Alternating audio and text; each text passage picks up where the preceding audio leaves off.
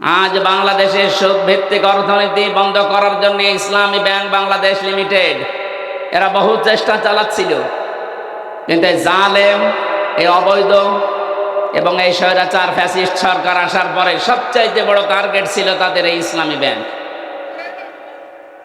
S আলমকে লাগিয়ে ৭৫,০০০ কোটি টাকা এখান থেকে মারিং কাটিং করেছে, একেবারে ফকলা বানিয়ে ফেলেছে ব্যাংকটাকে। অথচ বিশ্বের ইতিহাসে ইসলামী ব্যাংক যেভাবে এগিয়ে যাচ্ছিল, এই ১৫.৫ বছরে আমার মনে হয় সবচাইতে উপরে থাকতো এটা। এটা গ্রাম অঞ্চলের মানুষ আমরা, এটা যেহেতু রেকর্ড হচ্ছে এই কারণে বলছি। বাংলার বহু মানুষ অর্থনীতি যে একটা ইবাদত অনেকে জানেই না, ব্যাংকিং ব্যবস্থা যে একটা ইবাদত ওটাকে জানে না। এই জন্য সুদের মতো এই মারাত্মক গণাতে নিজেদেরকে জড়িত করে শেষে আল্লাহ রসুলের সাথে যুদ্ধ করার নামান্তর এবং মায়ের সাথে জেনা করার মতো গণা নিয়ে কবরে যাচ্ছে। বলেন নাউজুবিল্লাহ। আমরা আহ্বান জানাবো, যারা অন্তত লেখাপড়ায় অভ্যস্ত আছেন, যারা জ্ঞান অন্বেষণ করতে চান, তারা ইসলামী অর্থনীতির যে মূল নীতিগুলো আছে এগুলো পড়ে। আপনি দেখেন ব্যাংকিং ব্যবস্থায় এই যে ব্যবসা বাণিজ্যে মোশারাকা আছে, মোদারাবা আছে, মোরাবাহ আছে, বায়ে সালাম আছে, বায়ের মুআজ্জাল আছে, বায়ে মহাসান আছে। এই বিষয়গুলো আমরা অনেকেই জানি না, কারণ এগুলোর আলোচনা নেই এই দেশে।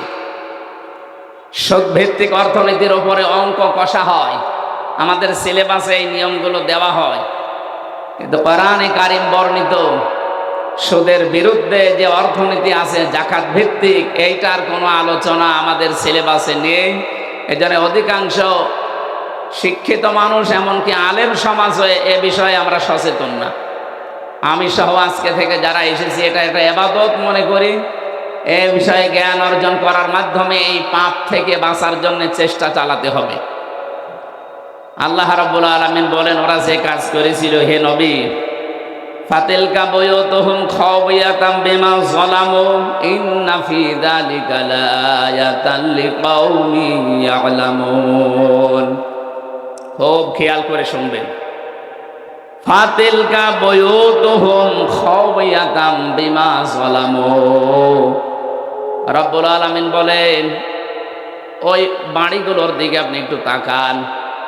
ওদের এই জুলুম, এই পাপ, এই অপরাধ, এই সীমা লঙ্ঘনের কারণে বাড়িগুলোকে আমি উজাড় গৃহ, ভূমিহীন, মানুষজনহীন, জনমানব শূন্য বিরান গৃহ বানিয়ে দিয়েছি। ১৫০০ বছর পর এই আয়াতটা পড়লাম কোন কারণে? এ বাংলাদেশে আজ যারা আল্লাহর নিষিদ্ধ কাজগুলো জমিনে জারি করার মাধ্যমে যারা সীমা লঙ্ঘন করেছিলেন, আল্লাহ পাক যেন আজ হাত দিয়ে দিয়ে ওই জালেমদের বাড়ি ঘরগুলো আমাদেরকে দেখিয়ে দিচ্ছেন। আজ তাকান, আগস্টের ৫ তারিখের পরে এই বাংলাদেশের ৬৪ জেলা, ৬৩০টা থানা, যতগুলো জায়গায় আমি গেলাম, অধিকাংশ জায়গায় জালেম যারা, জালেমদের দোসর যারা, তাদের বাড়ি ঘর পর্যন্ত আল্লাহ উজাড় গৃহ বানিয়ে দিয়েছেন। আপনি টের পাচ্ছেন না কোরআনের কথা কত বাস্তব? আমি আমার কুষ্টিয়ার কথা বলছি। মাহবুবুল আলম হানিফ কি দাপটের লোক ছিল বলেন তো? বাংলাদেশে শেখ হাসিনার পরে যদি ওবায়দুল কাদের থাকে, তারপরে হানিফ সাহেব ছিল, অথচ তার বাড়িটা আজকে বিরান গৃহ হয়ে গেছে। আমার তো মনে হচ্ছে ওটা জাতীয় টয়লেট হয়ে যাবে। ৩ মাসে যে অবস্থা, ইট খুলে খুলেও মানুষ নিয়ে চলে গেছে। কয়েকদিন আগে আপনারা দেখেছেন একটা পচা ডিম খেয়েছিল আদালতে হাসানুল হক, নুনু মিয়া, ইনু, ওর বাড়ি ঘর পর্যন্ত মানুষ। আল্লাহ এই আয়াতটা আমার মনে হচ্ছে আমাদেরকে এখন আঙ্গুল দিয়ে দেখাচ্ছে। ফাতিলকা বুয়ুতুহুম, বাইতুন না বুয়ুত, বহু বচন দিয়েছেন। হোম মানে তাদের, যারা আল্লাহর কোরআনের বিরুদ্ধে সীমা লঙ্ঘন করেছিল, যারা, আপনি দেখেন তাদের এই বাড়ি ঘরগুলো আজ কি অবস্থা তাদের জুলুমের কারণে। সারা দেশের অবস্থায় এক না বিপরীত আছে? এমনকি সর্বোচ্চ জায়গা যেটা আপনি কালকে পেপারে দেখেছেন, যেখানে মানুষের কোলাহল ছিল, মানুষ একটু যেতে পারলে নিজেকে ধন্য মনে করত।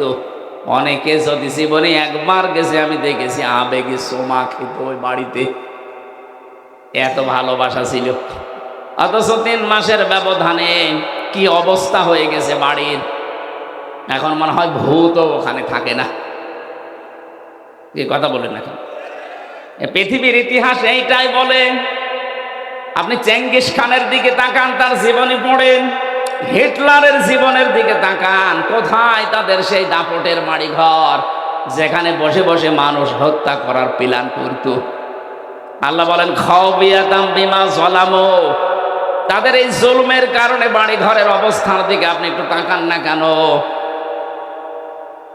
যেখানে যেখানে মানুষ হত্যা করার প্রাণ হয়, জুলুমের কথাবার্তারা দুর্বিসন্ধি হয়, ওই জায়গাগুলো আল্লাহ অভিশপ্ত করে দেয়। আবু জেহেলের বাড়িতে যেহেতু এইগুলো হইতো, এমনকি নবীকে হত্যা করার জন্য ষড়যন্ত্র করত, এই জন্য আল্লাহ আবু জেহেলের বাড়িকে ইন্টারন্যাশনাল পায়খানা বানিয়ে দিয়েছেন। কথা বলেন না কেন? পৃথিবীর ইতিহাস সত্য, এজন্য আল্লাহ ইতিহাসের কসম দিয়েছেন, ওয়ালা আসরি, ইতিহাসের কসম। পৃথিবীর অনেক কিছু অনেকে ভুলে যেতে পারে, ইতিহাস কিন্তু সব ধারণ করে রাখে। আমরা হয়তো আর 50-100 বছর পরে এখানে কেউ থাকবেন না, কিন্তু ইতিহাস, কথা বলেন না কেন, ইতিহাস থাকবে। হয় আপনাকে স্মরণীয় নাই নিন্দনীয়, যে কোনো একটা করে রাখবে। আবু জেহেলের মতো এত বড় দাপটওয়ালা মানুষকে যদি আল্লাহ ঘৃণিত নিন্দিত তার বাড়ি পর্যন্ত টয়লেট বানিয়ে দিতে পারে, আজও যারা পৃথিবীতে দুর্বিসন্ধি করছেন ইসলামের বিরুদ্ধে, যারা জুলুম করছেন, যারা মানবতার বিরুদ্ধে অবস্থান নিয়েছেন, আপনি বিশ্বাস করে নিতে পারেন হয়তো এখন হয় কেউ ইতিহাস ভয়ে লিখছে না, কিন্তু সময় আসবে ইতিহাসও লেখা হবে। এই জুলমের কারণে আপনাকে যেমন ঘৃণিত নিন্দিত করে জাতির কাছে উপস্থাপন করা হবে, আপনার বসবাসের ওই বাড়ি ঘর পর্যন্ত দেখবেন বিরান হয়ে গেছে। আল্লাহ বলেন খাওবিয়াতান, বিরান ভূমি বানিয়ে দিয়েছি। আপনি একটু তাকান না কেন ওইদিকে? 1500 বছর আগে আয়াতটা নাযিল করে লূত আলাইহিস সালামের জামানার মানুষদের কথা আল্লাহ স্মরণ করিয়েছিলেন। আমার মনে হচ্ছে 2024 সালের 5 আগস্টের দিন থেকে আল্লাহ আমাদেরকে জানাচ্ছেন, ও বাংলার মানুষেরা একটু তাকাও, ফাতিলকা বুয়ুতুহুম। আল্লাহ যদি বাইতুন দিতেন তাহলে বাংলাদেশে শুধু একজন জালেমের বাড়ি ধ্বংস হয়ে যেত। আল্লাহ বুয়ুত দিয়েছেন, হুম দিয়েছেন। যত জালেম বাংলাদেশে ছিল, যত জালেমের সহযোগে ছিল, ডাইরেক্ট ইনডাইরেক্ট, এদের একটারও বাড়ি ঘর আপনি দেখতে পাবেন না, সব বিরান হয়ে গেছে, ওজাড় গৃহ হয়ে গেছে। আপনি তাকালেই বুঝবেন কোনোদিন মনে হয় এখানে মানুষই বাস করেনি। দিনাজপুরের একজন দাপটওয়ালা নেতা ছিল, আমি নাম নিলাম না, তার বাবার নামে মেডিকেল কলেজ পর্যন্ত বানিয়েছিল। তার বাড়িতে সেদিন গিয়েছিলাম, কি অবস্থা! আমার মনে হয় কুকুরকেও যদি ওখানে কেউ থাকতে দেয়, কুকুরও বলবে আমার ভয় লাগছে। অথচ কয়েকদিন আগে কি দাপটওয়ালা জায়গা ছিল ওইটা, ওখানে পাহারা দেওয়ার জন্য 10 জন পুলিশ 24 ঘন্টা ডিউটিতে ছিল, সেখানে আজ পাহারা দিচ্ছে কুকুরও না। এরপরও কি আপনার শিক্ষা আসে না দুনিয়ায়? এই জন্য আমরা যেন আল্লাহর নিষিদ্ধ কোনো কাজ যেগুলো সীমা লঙ্ঘন করে ওই জালেমদের পরিণতি আমাদের আবার না হয়ে যায়। কথা বলেন ঠিক কিনা? এরপরের আয়াতে আল্লাহ দিয়েছেন, ওয়ান জাইনাল্লাযীনা আমানু ওয়া কানু ইয়াত্তাকুন। আর আমি নিজে বাঁচিয়ে দিয়েছি, আমি নিজে তাদেরকে উদ্ধার করেছি। তাদেরকে যারা ঈমান এনেছিল আর যারা দুনিয়াতে তাকওয়া অবলম্বন করে চলেছিল। তাকওয়া অবলম্বন করার ঈমান আনাকে আমরা আজকের তেলাওয়াতকৃত আয়াত থেকে তাফসীর আকারে ওইগুলো মিলাবো ইনশাআল্লাহ। জোরে বলেন ইনশাআল্লাহ। সুতরাং যাদের ঈমান থাকবে, যুগে যুগে যাদের ভেতরে তাকওয়া থাকবে, তাকওয়ার ব্যাখ্যা জন্মের পরে অনেক শুনেছেন, ওই মানধাত আমলের ব্যাখ্যা বাদ দেওয়া লাগবে। এখন আধুনিক যুগে বাস্তবতার সাথে মিলিয়ে তাকওয়ার ব্যাখ্যা আমাদের জীবনে নিয়ে আসা লাগবে। তাকওয়া মানে যোগ্য। তাকওয়া মানে কি? আজ আমাদের এই তাকওয়াটা বাংলাদেশে নেই। আমরা যোগ্যতায় মাপকাঠিতে ওই পর্যন্ত যেতে পারি না। এই জন্য আল্লাহ আমাদের হাতে জমিনটা তুলে দেয় না। এই জন্য যে মানুষগুলো ইমান যায় আছে, আমাদের ইমানকে নির্ভেজাল করা লাগবে, শিরিক এবং জুলুম মুক্ত করা লাগবে। পাশাপাশি আমাদের যোগ্যতা অর্জন করে ওই জায়গাগুলোতে জানান দেওয়া লাগবে যে না, আমরা পারি। আর দেশে যারা একামতে দিনের দায়িত্বে আছে, তাদের মেন টার্গেট কিন্তু এইটা, যে জাতিকে আমরা যোগ্যতা সম্পন্ন করে তুলতে চাই। যদিও জালেমদের কারণে 15.5 বছরে জাতি চেষ্টা চালিয়েছে, কিন্তু ওই জায়গা পর্যন্ত জালেমরা আমাদের যেতে দেয়নি। আমরা যোগ্যতা সম্পন্ন ডাক্তার বানাতে চেয়েছিলাম, যোগ্যতা সম্পন্ন ব্যারিস্টার বানাতে চেয়েছিলাম, যোগ্যতা সম্পন্ন বিচারক বানাতে চেয়েছিলাম, যোগ্যতা সম্পন্ন প্রশাসনের লোক বানাতে চেয়েছিলাম, যোগ্যতা সম্পন্ন বিশ্ববিদ্যালয়ের শিক্ষক বানাতে চেয়েছিলাম। 15.5 বছরে এমন কোণঠাসা অবস্থায় আমাদেরকে রেখেছে, ওই জায়গা পর্যন্ত যাওয়ার আগে চেয়ার কেড়ে নিয়েছে। কথা বলে ঠিক কিনা?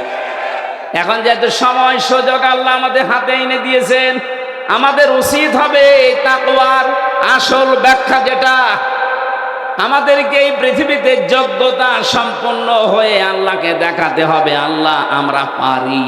আমরা আরো জোরে বলেন, আমরা আরো জোরে বলেন, আমরা। শুধু ঘরের ভেতরে, খানকার ভেতরে, মসজিদে, মাদ্রাসায়, দরগায় বসে থাকার জন্য আল্লাহ আপনাকে পাঠায়নি। আল্লাহ পাক বলেন, ইন্নী জাইলুম ফিল আরদি খলিফা, আমি জমিনে খলিফা পাঠাতে চাই। আল্লাহ কিন্তু এখানে বলেননি ইন্নী জাইলুম ফিল মাদারিসি খলিফা, ইন্নী জাইলুম ফিল মাসাজিদি খলিফা, ইন্নী জাইলুম ফিল খানকা খলিফা। আমি মসজিদে, মাদ্রাসায়, খানকায় খলিফা পাঠাতে চাই। এ কথা কোরআনে আছে? আরো জোরে বলেন। হ্যাঁ, জবাব দেওয়া লাগবে, কথা বুঝলে বলেন। আল্লাহ কি কোরআনে কোন জায়গায় দিয়েছেন আমি খানকায় খলিফা পাঠাতে চাই? বাংলাদেশে যত খলিফা কোন জায়গা থেকে আসে? খানকা, দরবার থেকে খলিফা আসে। কিসের খলিফা আপনি? আপনাকে আল্লাহ দরবারে পাঠিয়েছে, মসজিদে, মাদ্রাসায়, খানকায়, দরবারে না। আল্লাহ বলেন ইন্নী জাইলুম ফিল আরদি খলিফা, জমিনে পাঠাতে চাই। এই জমিনটা আজ 53 বছর ফাঁকা ছিল, খলিফার দায়িত্ব আমরা পালন করতে পারি না। এজন্য জালেমরা 180 মাইল বেগে চালিয়েছে। আপনি কথার অর্থ না বুঝলে অন্তত যারা স্টেজে আছে তারা বোঝার চেষ্টা আছে। আজ আমরা খেলাফতের দায়িত্ব পালন করা ভুলে গেছি। আজ খলিফা কাদেরকে বলা হয়? যারা জামা কাপড় সেলাই করে, ওরা খলিফা। কথা বলেন না কেন? এমনকি কুষ্টিয়া এলাকায় যে মানুষগুলো চুল কেটে দেয় তাদেরকেও খলিফা বলে। এলাকায় আছে কিনা জানি না। নাপিত বলে, খলিফাও বলে, বলে খলিফার কাছে যাচ্ছি। চুল কেটে দিলে যদি খলিফা হয়, কাপড় চোপড় সেলাই করলে যদি খলিফা হয়, তা আল্লাহ যে খলিফা পাঠালেন ওই খলিফা কোথায় পাবেন আপনি? ওদেরকে তো জমিনে পাওয়া যাওয়া লাগবে। ইন্নী অবশ্যই আমি জাইলুম ফিল আরদি খলিফা। কোরআনের আয়াতে এত সহজ শব্দ বোঝেন না কেন?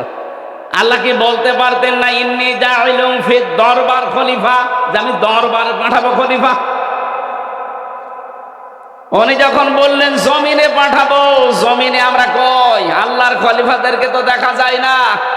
আল্লাহর খলিফাদের যখন জমিনে আসতে বলা হয়, বড় বড় টুপি মাথায় দেওয়া, জোব্বা গায়ে দেওয়া, বিশাল পাগড়ি মাথায় দিয়ে বলেন না, আমরা জমিনের খলিফা না, আমরা দরবারের। কোন জায়গায়? আমরা খানকার খলিফা। পিটিয়ে লম্বা করবে আল্লাহ তোমারে, মানে খানকার খলিফা বানিয়েছে আল্লাহ। জমিনে আর সুদ, ঘুষ, সমকামিতা পর্যন্ত আরম্ভ করার চেষ্টায় আছে। এমনকি আগস্টের 5 তারিখের আগ পর্যন্ত আল্লাহর সার্বভৌমত্বে যারা বিশ্বাস করে তাদের নিবন্ধন পর্যন্ত এই সালেমরা বাতিল করে দিয়েছিল। কোনদিন চিন্তা আসে না, খালি আন্দাজে দোষ দেন ওদের আকীদা খারাপ, ওরে শয়তান।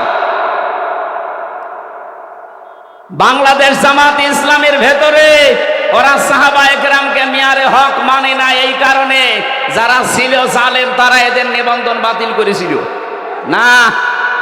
আপনি জিজ্ঞেস করে দেখেন তো যে সাহাবায়ে কেরামকে এরা মিয়ারে হক মানে না, এই কারণে নিষিদ্ধ, জীবনও না। যতগুলো কারণ আমরা আন্দাজে বলি যে ওদের আকীদা খারাপ, একটার জন্যও জামাত নিষিদ্ধ ওরা করে নাই, ওরা করেছিল এই কারণে যে জামাত ইসলাম মনে করে সার্বভৌম ক্ষমতার মালিক, আইন তৈরি করার মালিক আল্লাহ। এটা হয়ে জামাত ইসলাম মনে করবে মানে আপনি কি হয়েছেন? আপনি যে ফতোয়াবাজি করেন আপনার আকীদা ঠিক নেই। আপনার যদি এই আকীদা না থাকে আপনি কাফের। আবু জেহেল আল্লাহকে একজন আছে বিশ্বাস করতো, কিন্তু আল্লাহর সাথে শিরিক করতো। এ বাংলাদেশের বহু মানুষকে আমরা দেখতে পাচ্ছি, ওরা বলে ক্ষমতার উৎস জনগণ। এদেশে নেই। আপনি টাটকা নির্ভেজাল মুশরিক, আপনি লিখে নেন টাটকা নির্ভেজাল মুশরিক। আপনি আপনার জুব্বা যত বড় থাক আর যত বড় দরবারের খলিফা হন, যারা ক্ষমতার উৎস জনগণ বলে এরা মুশরিক। যারা শিরিক করবে এরা কি? কথা বলেন না কেন? আন্নাল কুওয়াতা লিল্লাহি জামিআ, সব ক্ষমতার উৎসকে। কুলিল্লাহুম্মা মালিকাল মুলক, ক্ষমতার মালিক কে? এই কথাটাই তো জামাত ইসলাম বলতো। তাদের গঠনতন্ত্রে দেখেন লেখা আছে ক্ষমতার উৎস জনগণ নয়, ক্ষমতার সার্বভৌম মালিক কে? এই কারণে নিষিদ্ধ করেছিল। আপনি টের পান? আপনি আছেন ফতোয়াবাজি নিয়ে, যেদিন আপনাকেও ধরবে সেদিন ফতোয়াবাজি করার মতো আর জায়গা পাবেন না। এই জন্য সময় এখনো আছে, নিজেকে সংশোধন করেন। একটা মাসলুমের ওপরে আন্দাজে বিনা কারণে একটা দোষ চাপিয়ে তাদেরকে জাতির সামনে কালার করেন, আপনার লজ্জা করে না? এটা রেকর্ড হচ্ছে, এই কারণে বলছি সারা দেশে ছড়াবে এটা। বহু নামধারী মুনাফিক এই দেশে এখনো চেষ্টা চালিয়ে যাচ্ছে বাতিলের টাকা খেয়ে এই মাসলুমদেরকে আরো মাসলুম করার জন্য। এরা তো এমনিতেই মাসলুম। আপনি দেখতে পারেন না এই 5 তারিখে 2024 সালের 5 আগস্টের পর থেকে 3 মাস হয়ে গেল, একটা চাঁদাবাজির মামলা এদের নামে আছে, টেন্ডারবাজির মামলা আছে, ধর্ষণের মামলা আছে। যাদের নামে আছে তাদের তো কিছু বলতে পারেন, তারা আপনার বন্ধু হয়ে যায়। 15.5 বছর এত জুলুম স্বীকার করো বড় যারা টিকে আছে আল্লাহর ওলি দেখার জন্য আপনি চলে যাচ্ছেন সে চট্টগ্রামে, সিলেটে, বরিশালে। কিসের আল্লাহর ওলি দেখতে যান? বাংলাদেশে আল্লাহর ওলি ওই মানুষগুলো যারা ইমানের উপরে টিকে থাকার জন্য জীবন পর্যন্ত দিয়েছে, পিছপা হয়নি। ও আল্লাহর ওলি খুঁজেই পায় না, মনে করে বিশাল জব্বা গায়ে দিলে, আমার মতো পাগড়ি মাথায় দিলে আল্লাহর ওলি হয়ে গেছে। সাফ সাফ কথা বলছি, এর চাইতে পরিষ্কার কথা আমার আর জানা নেই। যারা আল্লাহকে ক্ষমতার উৎস মানেন না, আল্লাহর সার্বভৌমত্ব মানেন না, আপনি বিশাল একটা জগদ্দল পাথর আল্লাহ আমাদের বুকের উপর থেকে সরিয়ে দিয়েছে। 1500 বছর আগে আইএমএ জাহিলিয়াতের পাথর আল্লাহ বিশ্বনবীর পিঠকে বাঁকা করে ফেলেছিল। ওয়াদানা আনকা ওয়িজরাক আল্লাযী আনকাযা যাহরাক। হে নবী, বিশাল একটা পাথর আপনার পিঠের উপরে ছিল, বোঝা। এটা আপনার মাজা পর্যন্ত, পিঠ পর্যন্ত বাঁকা করে ফেলেছিল। আমি এই পাথর, এই বোঝা, এটা সরিয়ে দিয়েছি, আপনাকে আমি হালকা করে দিয়েছি। এই জন্য নবীর উম্মত যারা দাবি করবে কিয়ামত পর্যন্ত এই পৃথিবীতে, তারা মানবতার বোঝা, পাথর যাই বলেন এগুলো হালকা করবে। যারা মানুষের বোঝা হালকা করে দেয়, ভার হালকা করে দেয়, তারা নবীর খাঁটি উম্মত। আর যারা মানুষকে আরো বোঝা দেয়, কষ্টের বোঝা, দুঃখের বোঝা, ঋণের বোঝা, এই মানুষগুলো নবীর উম্মতের দাবিদার হতে পারে না। আমাদের এই দেশে আমরা 15.5 বছরে দেখেছি বহু মানুষ এই জাতিকে বিভিন্ন রকমের যন্ত্রণার বোঝা, দুঃখের বোঝা, কষ্টের বোঝা, বিশেষ করে ঋণের বোঝা, অপমানের বোঝা, এগুলো দিয়েছিল যারা, তারা বড় বড় কথা বলতো। এখন আল্লাহ তাদেরকে এমন অপমান করেছে। সূরা নমলের 50 নম্বর আয়াতে আল্লাহ জানিয়েছেন, ও মাকারু মাকারাও ওয়া মাকারনা মাকারাও ওয়া হুম লা ইয়াশউরুন ফানজুর কাইফা কানা আকিবাতু মাকরিহিম। কোরআনে কারিমের এই আয়াত থেকে যেটা প্রমাণ পাওয়া যায়, এটা হযরতে সালেহ আলাইহিস সালামের জামানার ঘটনা কিছু এখানে আছে। হযরতে লূত নবী আলাইহিস সালামের কাহিনী আল্লাহ বর্ণনা করতে গিয়ে জানিয়েছেন, ওই জামানার উম্মতেরা একটা বিশেষ গুনাহ, অপরাধ, পাপে লিপ্ত হয়েছিল, তার নাম সমকামিতা। বাংলাদেশে এটা অনেকে প্রমোট করার চেষ্টায় আছে। উপদেষ্টা মণ্ডলীতে যারা আছে তাদের ভেতরেও দু একজন এইটাকে প্রমোট করার জন্য, প্রতিষ্ঠিত করার জন্য বিভিন্ন কায়দা কৌশল করছে। আমরা স্পষ্ট জানাচ্ছি এটা আল্লাহর নিষিদ্ধ। এটা বাংলাদেশ জামাতে ইসলামী, বিএনপি এদের নিষিদ্ধ কাজ না, এটা একেবারে সরাসরি নিষিদ্ধ কাজ। কার? হাজার হাজার বছর আগে এই গোনাটা যারা জারি করেছিল, আল্লাহ তাদেরকে এমন আযাব দিয়েছেন, পুরা জমিনটাকে উলট করে জিবরাইলকে দিয়ে উল্টিয়ে ডেড সি বানিয়ে দিয়েছেন, মৃত সাগর। এখনো পৃথিবীর বুকে জর্ডান নামে একটা রাষ্ট্র আছে, সেখানে যান এই অস্তিত্ব পাবে। মৃত সাগর বানিয়ে দিয়েছে এই সমকামিতা, এই গোনা, এই অপরাধ, এই পাপের কারণে।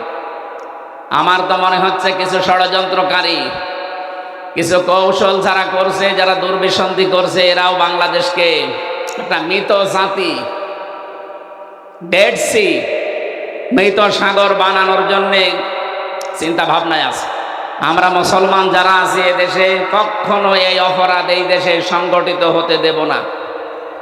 এটা রুচিতে নেয় কি করে তাদের? মানুষ বিপরীত লিঙ্গের প্রতি তাদের আকর্ষণ আসবে, এটা স্বাভাবিক। আপনি পুরুষ হয়ে পুরুষকে বিয়ে করবেন, মহিলা মহিলা বিয়ে করবে, এটা একটা কথা হলো? আপনি মানুষের তালিকা থেকেই তো বাদ চলে যাচ্ছেন। সুতরাং মানুষ হিসাবে যদি আপনি দাবি করতে আর না চান যে আমি আর মানুষ নেই, আমিও পশু হয়ে গেছি, যান, আপনি অন্য কোনো জায়গায় যান, পশুরা যেখানে থাকে ওখানে যান।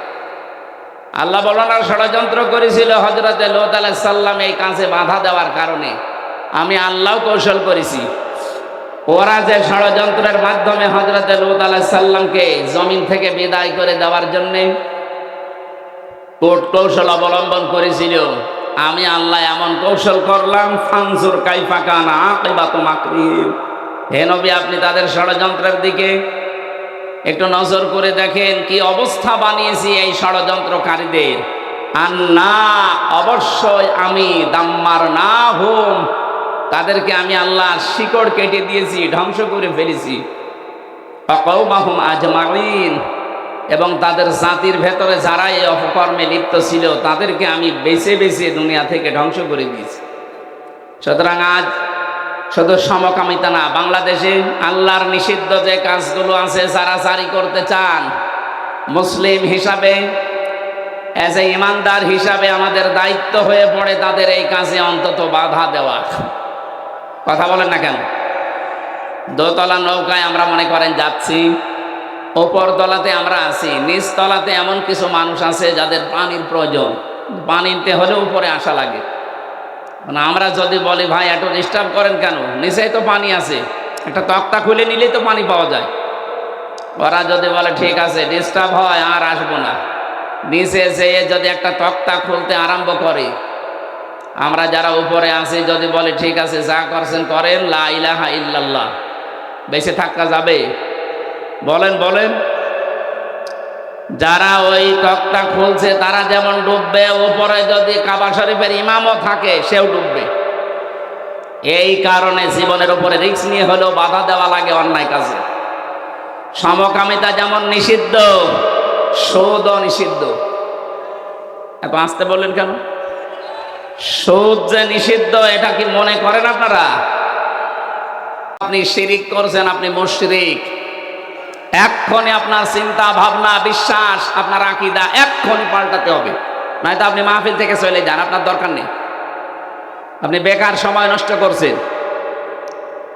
এক কথায় বলছি, আল্লাহ যেটা পারে ওইটা অন্য কেউ পারে, এই বিশ্বাস করার নাম শিরিক। আর শিরিক যারা করে তারা মুশরিক। এর চাইতে আর কে ক্লাস নেওয়া যায় বলেন? আল্লাহ যেটা পারে ওইটা অন্য কেউ পারে, এই বিশ্বাস করার নাম শিরিক। যারা করে তারা ছেলে মেয়ে দিতে পারে একচ্ছত্র ভাবে। কে? মা বাবা তো কত বিছানায় থাকে দেখি, কই তাদের তো ছেলে মেয়ে হয় না। আপনার মা বাবা বিছানায় ছিল, ছেলে মেয়ে হয়েছে, এটা কি মা বাবা নাকি আল্লাহ দিয়েছে? কারণ মা বাবার কোনো ক্ষমতা নেই, দেওয়ার মালিক কে? সুতরাং আল্লাহ যেটা পারে এটা অন্য কেউ পারে। বহু মানুষ বিশ্বাস করে না আমার বাবাও দিতে পারে, সে জিন্দা বাবা হোক আর মরা বাবা হোক, এ তাবিজেও কাজ হতে পারে। এরকম বিশ্বাস যারা করে তারা শিরিক করে। আর শিরিক যারা করে তারা কি? আমি আর এর চাইতে কিভাবে বোঝালে আপনি বুঝবেন বলেন তো?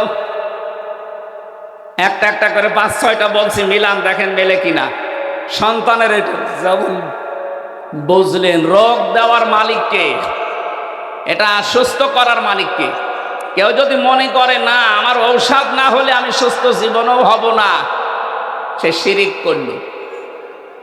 পয়দা মারিদ তো ফাহুয়া ইয়াশফিন। আমাদের জাতির পিতা যিনি, হযরত ইব্রাহিম নবী বলতেন, আমি যখন অসুস্থ হই আমাকে সুস্থতা দান করেন কে? আরো জোরে বলেন। আমি দেখতে পাচ্ছি বিভিন্ন জায়গায় কেউ কেউ দাঁড়িয়ে গল্প করছে। এরা কি গল্প করার জন্য এসেছে নাকি এই মাহফিলে এসেছে? ওই ওই ওইগুলো ডাক দেন তো, ওই যে বড় বড় হুজুরগুলো ডাক দেন। কি ওরা কিসের গল্প করে এত? ওদেরকে এখানে নিয়ে আসেন, নিয়ে আসেন, না সবই তুলে ইন্টারনেটে ছেড়ে দেন।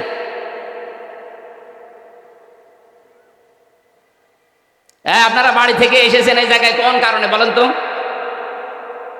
আপনি যে গল্প করছেন, আমি যত ছোট মানুষ হই আমি আপনাদের মেহমান। নবীজি বলেন আল্লাহর কিয়ামতে কেউ যদি বিশ্বাস করে সে যেন মেহমানকে সম্মান করে। আপনি আমার এই সম্মান দিচ্ছেন? আমি গলা ফাটাচ্ছি একটা জিনিস বোঝানোর জন্য, আর ও বসে বসে গল্প করছে দাঁড়িয়ে। না, আমি আপনার উপরে কিন্তু আমি এখন মুসাফির অবস্থায় আছি, মনটা খারাপ করবে না। বসেন, যেখানে জায়গা পান বসে যান, না স্টেজে আসেন। আপনার জন্য বহু মানুষ ওইদিকে তাকিয়ে থাকছে, নিজেও শুনছেন না, মানুষকে মানুষের মন মানসিকতা ওইদিকে নিয়ে যাচ্ছে। আবার দাঁড়িয়ে আছেন কোন কারণে? আমি জানছি আবার আপনারা গল্প শুরু করবেন।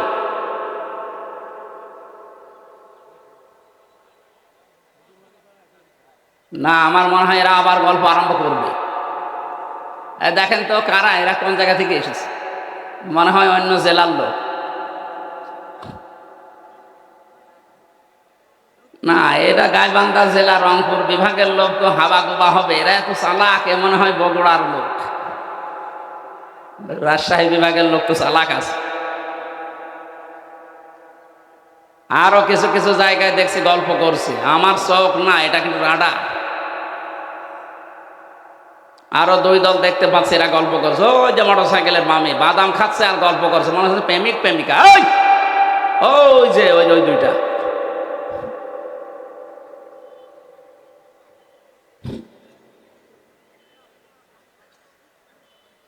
গাইবান্ধাবাসী আরো অ্যাক্টিভ হন, এদিকে তাকান। আমি যে শিরিকটা দূর করার জন্য বারবার কতবার বললাম, এক কথা বলেন, আল্লাহ যেটা পারে ওটা অন্য কেউ পারে, বিশ্বাস আমাদের আছে। যাদের আছে ওরা শিরিক করছে, আর শিরিক করলে সেই লোকটা কি? আরো জোরে, আলা লাহুল খালকু ওয়াল আমরু তাবারাকাল্লাহু রাব্বুল আলামিন। জমিন বানিয়েছি আমি, আইন চলবে আমার, এ কথা কার? তাহলে আল্লাহ বাদে অন্য কারো আইন যারা চালাতে চায় তারা শিরিক করছে, আর শিরিক করছে ওরা মুশরিক। কি আর কি বলবো বলেন? এরপরও যদি না বোঝার ভান করে থাকেন, এরপরও মানুষের তৈরি করা আইন যারা প্রতিষ্ঠা করতে চায় তাদের পেছনে কাজ করেন, আর মুসলমান দাবি করেন, নামাজ পড়েন, ভণ্ডামি করার জায়গা পান না। এই কথাগুলো পরিষ্কার করে বলার জন্য আসি, তখন বলে হ্যাঁ উনি দাড়ি পাল্লায় ভোট চাই। আরে শয়তান, দাড়ি পাল্লা মার্কা এখন আছে? বলুন, এখনো পর্যন্ত তো মার্কাই পাইনি। কবে ভোট চালাম আমি আপনার কাছে? আমি ভোট চাই আল্লাহর জন্য। আপনার এই রায়টা যেন এমন জায়গায় দেন যেখানে গেলে আপনি মরে গেলেও সওয়াব পান। আপনি এমন জায়গায় রায় দিয়ে যাবেন যার কারণে কবরে যাওয়ার বড় জাহান্নামের আগুন জ্বলবে না। আমি এটা হতে দেব না। আমি চাই আপনি এমন জায়গায় রায় দেবেন, এই রায়ের কারণে কিয়ামত পর্যন্ত সওয়াব পেতেই থাকবে। এটা যদি রাজনীতি হয়, হ্যাঁ এটাই আমার রাজনীতি। কোরআনে কারিমের কথা বলার জন্য আমাদের অভিভাবক যারা সর্বোচ্চ দায়িত্বশীল বলেছে তাফসীর মাহফিলে কোরআন দিয়ে কথা বলবেন। কোরআনের কথা শুধু নামাজের আছে, রোজার আছে কেন? রাসূলুল্লাহর জীবনে 10 বছর উনি প্রেসিডেন্ট ছিলেন, এটা কোরআনের কথা না? এটা হাদিসের কথা না? আপনাকে এই যে আব্দুর রহিম সরকার সাহেব তো এইটাই বোঝাচ্ছিলেন যে শুধু নামাজ পড়বো, রোজা রাখবো, খানকায় আমি বসে জিকির করবো। কেন? সংসদে শয়তান যাবে, ওখানে যে আল্লাহর আইনগুলো ওখানে কায়েম করা লাগবে না? ওনার কথা সামারাইজ করে এইটাই, আমি এই কথাটার ব্যাখ্যা এতক্ষণ করছি। আমাদের শুধু মসজিদে, খানকায়, মাদ্রাসায় দরবার নিয়ে না, আমরা জমিনে এসেছি। আর জমিন যদি মসজিদ হয়, জমিন সংসদ। সংসদ কি জমিনের বাইরে? ওখানে যাবে কি শয়তান? আপনাকে যাওয়া লাগবে না। এটা যদি ইবাদত কেউ মনে না করে, তার ইমানের ঘাটতি আছে। কেউ যদি মনে করে এটা দুনিয়ার কাজ, দুনিয়ার কাজ মানে দুনিয়ার কাজ বলে কিচ্ছু নেই। যা করবেন এইটা দিয়ে আপনার আখিরাত তৈরি হবে, হয় জান্নাত না জাহান্নাম। এমনকি কেউ যদি টয়লেটে যায়, এইটা দিয়েও তার আখিরাত তৈরি হয়। এই যে ঠিক বললেন, আন্দাজে না বুঝে? বুঝে বলেছেন? হ্যাঁ আলহামদুলিল্লাহ, যে বলেছেন ঠিক, হ্যাঁ বুঝে বলেছেন। আমি 8-10 মিনিট টয়লেটে থাকি, বাম পা দিয়ে প্রবেশ করে দোয়া পড়লাম, ডান পা দিয়ে বের হওয়ার সময় দোয়া পড়লাম। যতক্ষণ আছি পুরাটাই আমার ইবাদত। একটা টয়লেট করা যদি 8-10 মিনিট ইবাদত হয়, এ জমিন আল্লাহর নবী 10টা বছর দিয়ে কোরআন দিয়ে চালিয়েছিলেন। এইটা ইবাদত মানেন না, এটা রাজনীতি মনে করেন আপনি কি? আমার মনে হয় 1500 বছর পার হয়ে গেছে। এখন যদি নবীজি আসতেন, আপনি নবীকেও বলতেন নবী মনে হয় ওই দলে, এটা বলতেন না?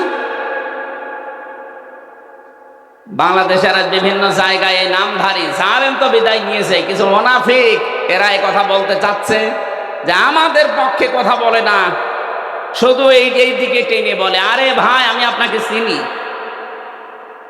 আর আপনার পক্ষে কথা বলার মতো কোনো কথা তো কোরআনে নেই। কারণ আপনি চাঁদাবাজি করেন, আপনি টেন্ডারবাজি করেন, আপনি মানুষকে আন্দাজে মিথ্যা মামলা দিয়ে ধরিয়ে দেন, বিনা কারণে একজনের মাথায় লাঠি মারেন।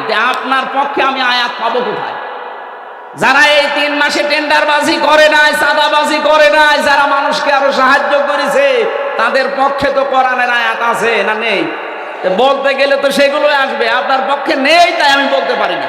আপনি নতুন কোরআন এনে দেন, আমি সেখান থেকে ব্যাখ্যা করছি। তাছাড়া এই কোরআনে আপনার পক্ষে যাওয়ার মতো কোনো কথা নেই। কারণ আপনি মানুষের তৈরি করা আইন কায়েম করতে চান। মানুষের তৈরি করা আইন যারা প্রতিষ্ঠা করতে চায়, তাদের পক্ষে কোনো আয়াত কোরআনে আছে? কাদের পক্ষে আছে? যারা আল্লাহর আইন, আল্লাহর খলিফা হয়ে জমিনে কায়েম করতে চায়। কথা বলেন না কেন? আর এটা করতে গেলে ঝামেলা আসবে, আর এই ঝামেলা মাথায় নিয়েই কবর পর্যন্ত যাওয়া লাগবে।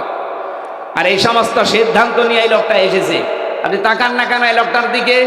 এনাকে আল্লাহ যে সম্পদ দিয়েছে, অন্য যে প্রভাব প্রতিপত্তি, এই রক্ত পিচ্ছিল রাস্তায় না এসে যদি কোনো দরবারে বসে জিকির করতো, জীবনটা কেটে চলে যেত না? না, আতঙ্কে থাকা লাগে এখন। কোন কারণে? নিজের কারণে, আল্লাহর বিধানের কারণে। আমারও আল্লাহ যা দিয়েছে, আমার বাবার যা আছে, আমি যদি মরণ পর্যন্ত শুধু জিকির করি, আমার কোনো অসুবিধা নেই। কোন কারণে রক্ত পিচ্ছিল পথে আসা লাগবে আমার? কারণ আমি নামাজকে যেমন ইবাদত মনে করি, রমজানের রোজাকে যেভাবে ইবাদত মনে করি, এই জমিনে আল্লাহর বিধান কায়েম করা লাগবে, এইটাও ইবাদত মনে করি। নামাজ পড়তে গেলে যদি বাধা দেন, আপনার খবর আছে? কথা বলেন না কেন? আমি নামাজ পড়তে গেলে যদি আপনি বাধা দেন, আপনার খবর আছে না? আমি না, যে কেউ নামাজে বাধা যেই দেবে তার খবর আছে না নেই? রোজা রাখতে কেউ বাধা দিলে তার খবর আছে না নেই? হজ করতে যাব কেউ যদি বাধা দেয় তার খবর আছে না নেই? এ জমিনে দিন কায়েম করব যদি কেউ বাধা দেয় ঠিক নামাজের মতো, তার কি আছে? এই সহজ কথা না বুঝে শুধু উল্টা দিকে নিয়ে যা, আমার বিরুদ্ধে বলে।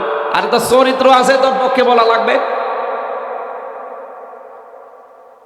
এরকম কড়া ভাষা বলার পরও যদি কারো বিবেকের ওপরে দাগ না কাটে, আমার মনে হয় ওর বিবেকের ওপরে কুকুরে পোশাক করছে। আল্লাহ আপনাদেরকে সম্মতি দিন, বলেন আমিন। আমার আজকের আলোচনার বিষয় আমি সাজিয়েছিলাম, গাড়িতে আসার সময় লিখছিলাম সুসংবাদ। বহু দুঃসংবাদ শুনেছি 15.5 বছর, এখন আমরা সুসংবাদ শুনতে চাই। আর সুসংবাদ দিতে পারে কে বলেন তো? সূরা হামিম সাজদা 54টা আয়াত আছে, মাত্র একটা আয়াত পড়েছি, 30 নম্বর আয়াত। আল্লাহ পাক আজকের আয়াতে কিছু সুসংবাদ আমাদেরকে দিতে চাচ্ছেন। যদি আমরা সত্যি আয়াতটা মেনে নিতে পারি, বাকি জীবনে আপনি আসলে সুসংবাদ পাবেন। জবান খুলে কোরআনের আয়াতটা আগে পড়েন।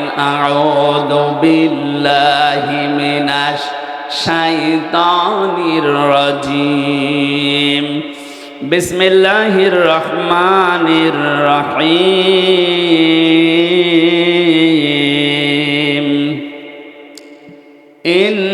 ইন্নাল্লাযীনা ক্বালু রাব্বুনাল্লাহু সুম্মা ইসতাকামু। আল্লাহ পাক বলেন, অবশ্যই যারা এই কথা বলতে পারে যে আমাদের রব আল্লাহ, আমাদের রবকে, এটা কি শুধু মুখে মুখে? মন থেকে যারা এই কথা বলে আমাদের রব আল্লাহ, আমি তো দেখেছি এই কথাটা বলার কারণে বহু মানুষ এই দুনিয়াতে এমন অবস্থা তাদের হয়েছে, যেই দিন বলেছে ইন্না সলাতি ওয়া নুসুকি ওয়া মাহইয়ায়া ওয়া মামাতি লিল্লাহি রাব্বিল আলামিন। আমি আমার বাবার জন্য দেইনি, আমার নেতার জন্য দেয়নি, আমার দাদার জন্য দেয়নি, দিয়েছি লিল্লাহি রাব্বিল আলামিন। আমার নামাজ, আমার কুরবানি, আমার বেঁচে থাকা, আমার মরে যাওয়া সব আমি আল্লাহর জন্য দিয়ে দিয়েছি, যিনি বিশ্ব জাহানের রব। কি তিনি? কি রব? বলেন কি? এই শব্দটা শুনতে যত ছোট, এ বাস্তবতা অত ছোট না। আমি কোরআন হাদিসের যতটুকু পড়াশোনা করেছি, আমার মনে হয় সব আল্লাহ এই রবের ভেতরে লুকিয়ে রেখেছে। ওই সেই প্রথম রুহের জগতে যখন ছিলাম, তখনই রব সম্পর্কে আমাকে আগে জানানো হয়েছিল, আলাস্তু বিরব্বিকুম, আমি কি তোমাদের রব না? সবাই এক বাক্যে বলেছি, ক্বালু বালা, অবশ্যই আপনি আমাদের রব। এখান থেকে যখন মায়ের পেটে আসলাম, এরপরে দুনিয়ার জীবনে আসার সঙ্গে সঙ্গে রব সম্পর্কে আমাকে কিন্তু তথ্য জানানো হয়েছে। শুধু এতটুকুই শেষ না, এখান থেকে যখনই মানুষ মৃত্যুর দিকে ঢলে পড়ে, মরণের সময়ও তাকে রব সম্পর্কে জানানো হয়। মানুষ যখন মারা যায়, তখনই কিন্তু রব সম্পর্কে প্রশ্ন হয়, মার রব্বুকা। কথা বলেন ঠিক কিনা? একটা একটা করে মিলিয়ে দেখবেন, জীবনের শুরু থেকে শেষ পর্যন্ত সব জায়গায় সম্পর্ক রবের সাথে। এ বিশাল জীবনের এই যে রুহের জগৎ থেকে কবরের জগৎ পর্যন্ত যাবার বিশাল জায়গা, প্রতিটি জায়গায় রব, রব আর রব। দুনিয়ার এই ছোট্ট জীবনে যারা আমরা 60, 70, 80, 90 বছর হায়াত পাই, এই হায়াতে যারা এটাই টিকে থাকতে পারবে, আমার রব আল্লাহ, সুম্মা ইসতাকামু, খেলাধুলা করবে না, ইস্তেকামাত পয়দা করবে, এর উপরে টিকে থাকবে, অটল থাকবে, স্থিতিশীল থাকবে। তাতানাজ্জালু আলাইহিমুল মালাইকা, আল্লাহ পাক বলেন, এই মানুষগুলোর বিপদে আপদে পড়লে আমি আল্লাহ ফেরেশতা নাজিল করেও সাহায্য করব। শুধু করব না, তাতানাজ্জালু মুজারে, বর্তমান ভবিষ্যৎ, প্রেজেন্ট ফিউচার, এখন যেমন করছি একজন ফেরেশতা দিয়ে না, মালাইকা বহু বছর সামনে কিয়ামত পর্যন্ত রবের উপরে যারা টিকে থাকতে পারবে তাদেরকে সাহায্য করবেন কে? আল্লাহ এতটুকু দুনিয়ায় শেষ করেননি। ওয়াবশিরু, আল্লাহ বলেন আল্লাহ তাখাফু ওয়ালা তাহজানু, তাদেরকে আমি এই কথা ফেরেশতাদেরকে দিয়ে বলাই, বলো তাদেরকে কোনো ভয় নেই, তোমাদের কোনো চিন্তা নেই। এজন্য যারা আল্লাহকে রব বলার পরে টিকে থাকতে পারে ওদের ভেতরের ভয় আল্লাহ দূর করে দেয়। আপনি দেখবেন ওরা ভয়হীন হয়ে যায়। দুনিয়ায় যত রকমের ভয় তাদেরকে দেখানো হয়, কোনো ভয় তাদেরকে কাবু করতে পারে না। 8 বছর 10 বছর আয়না ঘরের মতো জায়গায় থেকে এসে তো আমার মনে হয় তারা তাওবা করে আল্লাহকে ভুলে যাওয়ার কথা ছিল। কিন্তু তাকান ব্যারিস্টার আরমানের দিকে, আগের চাইতে ঈমান আল্লাহ তার আরো বাড়িয়ে দিয়েছে। এই জন্য যারা আল্লাহকে রব বলার পরে সত্যি টিকে থাকতে পারবে এদের ভেতর থেকে ফেরেশতারা 2টা জিনিস দূর করে দেবে। আল্লাহ তাখাফু ওয়ালা তাহজানু, কোনো ভয় নেই, কোনো চিন্তা নেই। ওয়াবশিরু বিল জান্নাত, ওই জান্নাতের সুসংবাদ গ্রহণ করেন। আল্লাযী কুনতুম তুআদুন, যার ওয়াদা আল্লাহ তোমাদের সাথে করেছেন। আল্লাহ আমাদের সাথে যে ওয়াদা করেছেন জান্নাতের, এই সুসংবাদটা পাওয়ার জন্য 2টা কাজ দুনিয়ায় মাস্ট বি এখন থেকে আরম্ভ করা লাগবে। আল্লাহকে রব বলে স্বীকার করার পর তার ওই কথার উপরে টিকে থাকা লাগবে।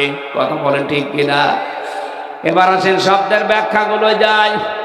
প্রথম শব্দ কোরআনের এটাই পেয়েছি, রব্বুন আল্লাহ, আমাদের রব। কোরআন শরীফের ভেতরে এই র আর বা এই শব্দটা আমি যত জায়গায় পেয়েছি 19টা অর্থে পেয়েছি। রব শব্দের সামারাইজ করে করে আমি 5টা অর্থে নিয়ে এসেছি। এই 5টা বিষয় যারা দুনিয়াতে মেনে চলতে পারবে কবরে যাওয়ার সঙ্গে সঙ্গে তারা বলতে পারবে রব্বি আল্লাহ, আমার রব আল্লাহ। জোরে বলেন সুবহানাল্লাহ। তাহলে প্রথম নাম্বারে কি আমি তাফসীর থেকে নোট করেছিলাম, 1 নম্বরে রব শব্দের অর্থ, রব মানে সৃষ্টিকর্তা। রব মানে কি? আমার যে সৃষ্টিকর্তা একজন আছে তিনি আমার রব। এটার প্রমাণ আপনি কোরআনে কারিম পড়লে প্রথম যে আয়াত নাজিল হয়েছিল ওখানেই পাবেন, ইকরা বিসমি রাব্বিকাল্লাযী খালাক। পড়ো তোমার ওই প্রভুর নামে যিনি তোমাকে বানিয়েছেন। এখানে যিনি শব্দটা দিলেন সেখানে রব আছে, দেখবেন ইকরা বিসমি রাব্বিকাল্লাযী খালাক। আমাকে সৃষ্টি করেছে তার নাম কি? রব। বলেন বলেন, এই কথাটা আল্লাহ প্রথমে দিলেন কেন? মানুষ যদি এই শব্দ নিয়ে চিন্তা ভাবনা করে আমার রব আমাকে বানিয়েছে, কি দিয়ে বানিয়েছে একটু দেখি। হালাতা আলাল ইনসানি হিনুম মিনাদ দাহারি লাম ইয়াকুন শাইআম মাযকুরা। আল্লাহ পাক বলেন তোমার জীবনে কি এমন সময় যায়নি হামজা যে সময় উল্লেখ করার মতো তুমি কিছু ছিলে না? তোমার নাম ছিল না, পরিচয় ছিল না। তুমি যে চেয়ারে বসবে এটা তো কল্পনাই করা যায় না। বাবার ওই স্পার্ম এবং মায়ের ঘাম, এই 2টা থেকে আমি যদি জাইগট তৈরি করি, ইংরেজিতে বলে সায়েন্সের ভাষায় জাইগট, এটা যদি না তৈরি করি ওই জায়গা থেকে আকর্ষণ করে দিতে পারতাম, ওখান থেকে যদি মিটিয়ে দিতাম, আজ নাম পরিচয় হামজা, মুফতি আমির হামজা, চেয়ারে বসা কিছু হতো না। এটা শুধু আমার একার জন্য, আপনাদের জন্য না। বলেন, রব মানে যারা সৃষ্টিকর্তা প্রথমে বিশ্বাস করবে তাদের প্রথম কাজ হবে তারা নত হয়ে যাবে, চিন্তা করবে আমি তো কিছুই ছিলাম না, কোথা থেকে আল্লাহ আমাকে এ পর্যন্ত নিয়ে আসলেন, আমি ব্যাখ্যায় যেতে পারছি না। 2 নম্বরে রব মানে রিজিকদাতা। সূরা জুমারের 50 নম্বর আয়াতে এই তথ্যগুলো আল্লাহ বিস্তারিত দিয়েছেন। যারা দুনিয়াতে রিজকের মালিক চাকরিকে, রিজকের মালিক ব্যবসাকে, রিজকের মালিক জমি জায়গাকে না, রিজকের মালিক দলীয় নেতাকে না, রিজকের মালিক মনে প্রাণে বিশ্বাস করবে কাকে? এটা বিশ্বাস করে শেষ না, কল্পনায় বাস্তবে দেখাতে হবে যে হ্যাঁ রিজকের মালিক আল্লাহ, আমি এটা মানি। হযরতে সুলাইমান নবী আলাইহিস সালামের যে ঘটনা আমরা শুনেছি সারা জীবন, রিজকের দায়িত্ব নবী পর্যন্ত নিতে পারে নাই। রিজকের দায়িত্ব নিয়েছিল শুধুমাত্র কে? এটা কিয়ামত পর্যন্ত তার আন্ডারে আছে। অমা মিন দাব্বাতিন ফিল আরদি ইল্লা আলাল্লাহি রিজকুহা। আল্লাহু আকবার। আমি তথ্যগুলো লম্বা করা যাচ্ছে না। 3 নম্বরে রব মানে মাবুদ, এর পরিচয় আল্লাহ দিয়েছেন সূরা জারিয়াতে 56 নম্বর আয়াতে। 4 নম্বরে রব মানে আইনদাতা, এর পরিচয় দেওয়া আছে সূরা আরাফের 54 নম্বর আয়াতে। 5 নম্বরে রব মানে অভিভাবক, এর পরিচয় আছে সূরা আনামের 102 নম্বর আয়াতে। এক একটা শব্দের ভেতরে লক্ষ লক্ষ কথা তাফসিরে ইবনে কাসির আর ফি জিলালিল কোরআনে আছে। আমি সবগুলো আজকে নোট করেছিলাম, কিন্তু সময় আমাদের অনুকূলে এখন আর নেই। এখন আসরের নামাজ, ফরজ নামাজ না হলে আমরা আরো চালাতে পারতাম, যেহেতু ফরজ নামাজ। কে লিখেছেন এখানে? এখন দেখছেন কেন? আগে থেকে কি করলেন? এরা মাহফিলের খরচে একটু টানাটানি বেঁধেছে এদের। আপনাদের টাকা পয়সা যারা নিয়ে এসেছিলেন, অনেক কমিটির কাছে ব্যাগ হয়তো আছে, বা বিভিন্ন লোক আছে যারা ওই যে আছে ব্যাগ নিয়ে, ওনাদের কাছে একটু দিয়েছে, ওরা যেন সাহস হারিয়ে না ফেলে। কোরআন প্রচারে যদি আপনার টাকা খরচ না হয়, তো কি আপনি রোবহানের গানে টাকা খরচ করবেন? হ্যাঁ, না মমতাজকে নিয়ে এসে কনসার্ট দিয়ে টাকা খরচ করবেন? কোথায় ব্যয় করবেন আপনার টাকা বলেন? সুতরাং যারা এই যে যাচ্ছে, ওনাদেরকে সামর্থ্য অনুযায়ী যতটুকু পারা যায় অবশ্যই দিয়েছেন এবং দেবেন। আমার সময়টা কম হয়ে গেছে, আর একটু আগে যদি আসতে পারতাম বা উঠতে পারতাম ভালো হতো। আর আসরের নামাজ তো সামনে, সময় হয়ে গেছে আসরের নামাজের। আমরা বাকি কথা আজকে আর বলতে পারলাম না। এই গোবিন্দগঞ্জ বাজারে মাহফিল নেওয়া আছে স্যারের, কত তারিখে যেন? 27 তারিখে। 27 তারিখে আছে দিনের বেলা। ওখানে আমরা আসরের নামাজ আগে পড়ে নেব 3:30টায়, এরপর একেবারে মাগরিব পর্যন্ত চালাবো। নাসিরাবাদের শফিউলের বউ নাসিরাবাদ 2 বস্তা সিমেন্ট দিয়েছে, আল্লাহ কবুল করো। রিজাউলের বউ দিয়েছে 2 বস্তা। শাহজামাল 500 টাকা। ভাই এখন আর সময় নেই, আসরের নামাজ এখানে পড়ে।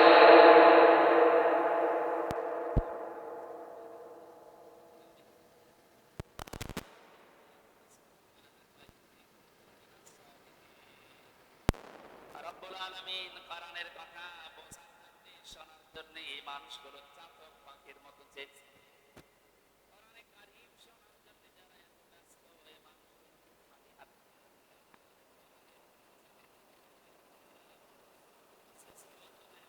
আঞ্জাম দিয়েছে। আল্লাহ